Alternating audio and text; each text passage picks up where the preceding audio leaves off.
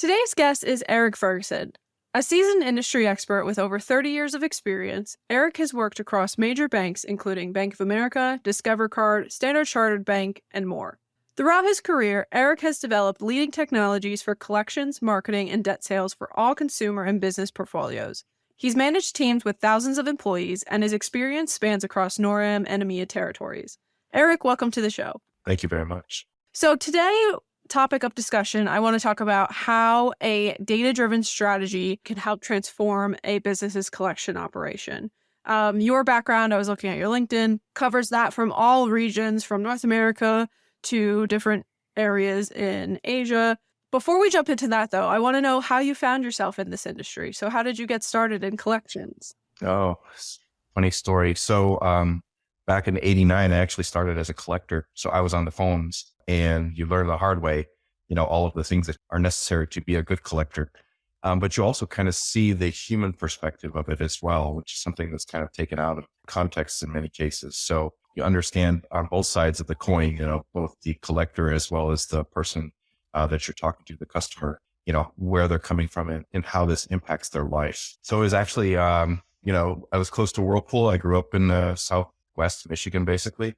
And they had a finance company there, and it was an easy job to get into. But then I sort of fell in love with banking and finance. So, okay, great. And then you started off as a collector, and then you just stayed with the industry and grew from there. Yeah. So I worked in at Whirlpool for about 9 years and in various different roles, and stayed in sort of risk management, and then moved into Bank of America. And there, I worked more on the analytics team. We drove most of the model building as well as the marketing programs. And then I got a call from a friend that asked me to come over to help them on the collection side again from an analytics standpoint. And that's sort of, how it evolves from there. Oh, okay. So you got to marry two interests Mm-hmm. into Yeah. what it is today. Oh, that's great. So the fact that you mentioned coming in on the ground floor and actually understanding the humanization and the personality behind collections is interesting. A lot of our guests say that, like, of course, when you go into collections, you don't really know what to think of it other than just maybe cold calling or depending on what kind Mm-hmm. of resources the company has. But then you get to learn that it really is you're helping people through a vulnerable time or maybe just a time where they fell off into some kind of new territory. And it becomes more of a human connection kind of experience, right? Correct. And you also get to understand, things like customer resources that are like credit counseling services, bankruptcy, et cetera, that in many cases, I would say, I understand your situation. Maybe the best thing you can do is go talk to them because they can help you not just from our company, but from all of the debts that you might have, rather than just the one that you have with us. Because to solve a customer's problem, in many cases, there's many fingers out there trying to grab on the money. And as a result of that, you're not really thinking through, how to solve this person's problem as a whole. And that's actually a good segue into something I wanted to talk about, which is using a data-driven perspective to form solution-based workflows based off the customer. So customer centricity is key nowadays, right? We can no longer I know people in the industry at my company have said like, oh, back in the day, you used to just separate them into can pay and won't pay. And that was Mm-hmm. the only differentiator. And then maybe as we evolved, we put them into maybe like 4 unique buckets. But now customer centricity is so important that everyone has to have their own bucket of how to treat them to get them most likely to get back to financial good health. So could you talk about your experience with that and just the power of using data to create this persona-based outreach? Yeah, well, it's ironic that you kind of talked about the ability and willingness, and those were always the two balancing factors. Yes, that's true. We all want to, but can we? Yeah. But there's also, and it's something that goes back to my earlier years with Bank of America, is that we learned very quickly that it isn't just necessarily ability and willingness, but it's also how you treat them. And I looked at it from like a clinical perspective to where everybody has the flu and you're going out there and you're trying to figure out what's going to cure this individual versus a placebo. And that might be a telephone call from a collector. It might be an SMS. It might be an email. It might be a postcard. It might be, some special offer that alerts them to go to the website that you created for them to actually make some sort of payment arrangements. Because not everybody reacts the same way. So the most important thing for me was to learn, okay, how are they responding to the various different stimulus or treatments, as you kind of point out, that will alter the outcome? Because, there was this concept that by finding the riskiest individuals and calling them the most, you're going to actually fix the problem. And actually, that doesn't actually solve anything, really. In many Yeah. cases, it might get you there a little quicker, but it doesn't necessarily solve the problem. And built into, ironically, into those scores is the fact that everybody's doing that same thing. So if you have a low FICO score, the treatment's already sort of theoretically built in if everybody's a high risk and everybody's doing the same thing. So by altering that equation and looking at people, how they respond to a specific treatment, we were able to, at Bank of America, we were actually able to decrease our cost by almost 35% and decrease the losses at the same time by close to 5%. And this was on a, many $billion credit card portfolio. So it was massive. And it was looking at things like, as a result of a telephone call, do you actually cure at a higher rate? Do you stay the same, or do you actually get worse? And there's a strange irony that some people actually get worse as a result of a telephone call. They don't like it. Yeah, they don't want to be scared. Sometimes it's too intense for someone to actually be on Hmm. the phone telling them about something that they already feel embarrassed about or want to Hmm. maybe ignore. So that does make sense. Yeah. And additionally, if you think about the people in the earliest stages of delinquency, in many cases, it's an oops, they forgot, they were just forgetful. And, if you think about who's the most profitable customers in your portfolio, it's the people that are revolving, that are arguably paying late fees as much as they, some people might consider them to be evil. you know, as a result of those things, they tend to be the most profitable customers. And so by working with them in a positive tone and manner in the earliest stages, when, it could be just a mistake later on, when you make that marketing offer, they're going to respond positively to it because you were nice to them. Because they don't see you as a department. They see you as a company. Mhm. And so the data allows you to say, how do I treat you across all these different departments? Looking at you as a single human, and every touch point, like maybe you went into a branch, you talked to a customer service people, maybe you got a marketing offer and then a collections offer because you thought you signed up for auto pay, but it didn't take. There's all kinds of different things that happen there.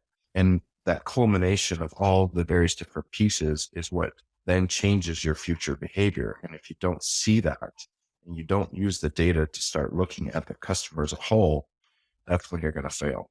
Yeah, you touched on something that we like to talk about a lot here as collections is an unexpected brand loyalty opportunity because Hmm.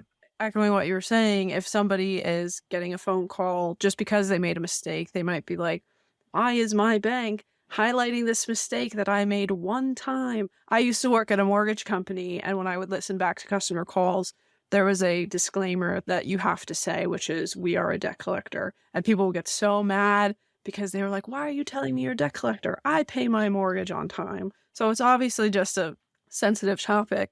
But if you treat it right and you help these people not just see the company, but see the collections team member behind the company that's giving them a good Hmm. experience, then they're more willing to look at that marketing offer that you mentioned when they eventually get to that point in the credit life cycle. Yeah, I mean, some of the best collection strategies I've seen are actually signing people up for auto pay. They never go delinquent again. so, Yeah. so you're just saving yourself that telephone call. It's cost effective. And additionally, the customer is satisfied in the long run because you helped them through a situation. And additionally, if you think it through, you can give them a discount when they sign up for auto pay, and they're even happier. so, so it's a win-win-win. Absolutely. So things like auto pay and maybe sending them a text message, possibly relatively new things, at least I know text messaging. How throughout your career have you seen technology and collections change from going back to that time of separating customers into will pay and won't pay to now where we're giving them so many opportunities to become current again? Yeah. So as I kind of mentioned before, the most important thing before was to separate people into high, medium, and or low risk. And then as a result of Hmm. that, you call the high the most, and so on and so forth. And there was an arguable assignment of resources as a result of that.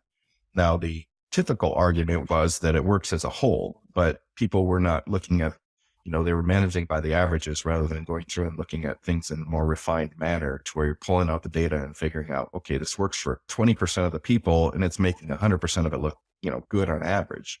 And you're upsetting 80%. And oh, by the way, later on, when you start thinking about the long lifetime relationship with this customer, it's not going to go well. So, some of the things were to start looking at the longer periods of data to where you're, used to only be able to store so much data before. It was very expensive, storage was. So 24 months of history was massive. And now today, you could put everything on a little thumb drives and it fit tons of stuff out there, and data is really, really cheap to store. That said, it's looking at all of the various different tools that you have available to you today. SMS, when I first started using it, we used to have to pay for it because it was considered to be a marketing offer and the customer couldn't pay for your marketing. So it was a different animal altogether. And then we built the first collections website in 2001 that did everything a collector could do. And there was massive arguments about, no, you need to talk to that customer on the phone. You need to understand the reason for delinquency and all these various different things. And all of it turned out to be nonsense, really, because at the end of the day, the customer just wanted to make a payment. And so why stop them? That's the one thing I never understood about certain collection strategies is that never get in the way of the customer trying to give you money. unless it's fraudulent money, of course, but that's different animal altogether. But that said, get out of your own way. So, yeah, customers will always choose convenience over anything. Oh yeah. And, it was funny because I ended up getting interviewed by the Wall Street Journal when it first came out because it was something that was new and everybody thought, oh, this is crazy. It can do everything a collector can do. And in the first year we launched it, it collected $1 million in cash and payments. And when I left in 2007, it was collecting close to 200 million a year. So, it started evolving into doing all the various different things that they said only a human could do. And it allowed customers to just come in and do things on their own. And we were offering incentives to come in, Amazon.com gift certificates. I sent cookies from Mrs. Fields. I run, goofy stuff. We tried it all. And I thought, well, if you're going to incent a collector to do this work, why not incent the customer to do it by themselves? So you started thinking about how that paradigm shifted.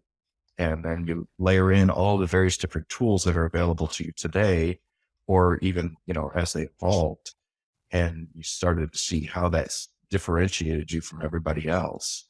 We later learned that in the long term, our marketing programs were drastically better as a result of it. Retention went up, all of these various different factors that you couldn't necessarily measure as well in the past now are significantly more profitable. The response rates went up, et cetera, because of that interaction that you had with the customer up front that you turned into a positive. That's so fascinating that you created or were a part of creating the first self-serve platform essentially for collections. Mm-hmm. So you must have really been able to see how the scales were balancing between like, okay, all self-serve, all customers handle it themselves versus when do we have to step in and help because they need guided along? Like maybe we noticed they dropped off halfway. Yeah. So, if you look at simple things like how many times it takes you to call somebody and then potentially even get a hold of them, what you'll find is that many customers will come into your website and actually try interacting because they're afraid to talk to you. Mm-hmm. So what you're trying to do is to eliminate any potential fear as well as make just life easier. And so that transition from a person to technology sort of helped us in those cases to where people were just generally scared. And if you think about it in the long run, answering questions without getting badgered with a ton of collection type required things that you must say because that's what they taught you in your job aid, those types of things. A lot of people will back off as a result of that. And so this just took it and made it a lot more palatable, I should say, to the customer themselves. And then we were able to test a bunch of stuff within it, like setting up settlement programs, payment programs, all this other stuff. They could claim that, well, I have a problem right now. And you're like, hey, all right, how do we work through this? And then that's where you start adding in things like, well, how about a payment arrangement of 1/12 a month or something like that for 12 months for getting into settlements and all this other stuff that are considered, typically only done by humans at a later stage of delinquency, well, you can actually do it there too. Or as a collector, you can say, well, when, I'm only working 9 to 5 and my collection operation is only open certain numbers of hours of the day. And oh, by the way, the website's open 24/7. So it even adds to that capability as well, because they can go in and, maybe they work the later shift or something, and then they go in and they can go online and test something or look at something and say, oh, okay. And they don't feel like, oh, well, it's that department's time schedule. I'm sorry, nobody's going to be there. So these types of things, there's so many different things that were layered into it. And we continuously tested things over time to start to grow this capability. And, it's sort of standardized now. You can do this Oh yeah, online now. that's what I was going to say next. This thing that you got in on the ground floor of is not only commonplace now, but it's expected, which is funny because obviously with all Hmm. technological advances, right, you were met with what? Never. And now it's Yeah. always and has to be. And now the next step that everyone in the collections industry and everywhere is trying to crack is AI, right? How can we make Hmm. AI enhance the self-serve platform and make it so customers can self-serve with maybe even more complicated instances on their own? Well, yeah, I mean, with AI and, machine learning, you look at a customer, starts to interact with you, and then you can actually mold things on the fly a lot better. And that's sort of, I think, some of the best things that could come out of this. So maybe you're with them on chatbot, however you set up chat today, and then the interaction occurs there. And then you could say, okay, well, now that I know kind of your situation, how about we try this program or this program or this program? You start out with, 1, 2, 3 or whatever in terms of prioritizing offers. But in essence, you can do all of this online. At the end of the day, you're kind of going through the mental exercise of what a collector would do, but potentially, optimizing it a little better because you understand the customer situation a little better. All of these things sort of are molding into you're recreating what the human brain was doing many years ago, and you're just allowing it from a different channel.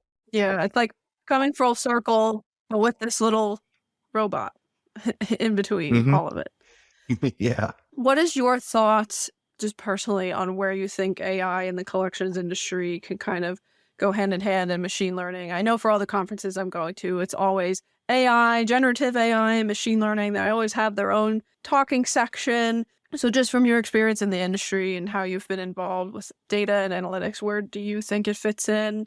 Do you think it's really going to be the thing that everybody helps take it to the next level, or are we kind of going too beyond what a self-serve platform is already successfully accomplishing? You're going to get to a point where it's just the whole point of it is just to make it simple for the customer. The simpler it is for them, the better off you are. And getting out of your own way is sort of, kind of what I was pointing out before. A customer wants to give you money. If they have it, Let them. then you have to start, get out of their way. So then the question is what's the most convenient way for them to do it? And do they see some sort of long-term value in the relationship that you have with them as a bank or lender or whoever? And as a result of that, how do you then stack up? I mean, it's game theory, right? So you're looking at, you owe $100 to 4 people, and why do you choose one over the other? And one is going to be simplicity. The other one is long-term value. And how do you stack up and create that long-term value to that customer? And then that's how they choose. It goes back to old economic theory of the normal person, the rational person. So why do they choose what they choose and when? So in the long term, AI will just replicate that, Hmm. because collector is an expensive tool. You got to train them, you got to pay them. There's incentives, there's, sick time. There's all, I mean, nothing against a collector. I was one, but at the end of the day, it's probably one of the more expensive tools that you can use. If you can cure 90% of people using simple tools, then okay, save the other 10% for somebody that has more time and energy and actually can work with the customer separately. Eric, thank you so much for joining me today here on Collecting Thoughts. It was really informative. I appreciate you taking the time.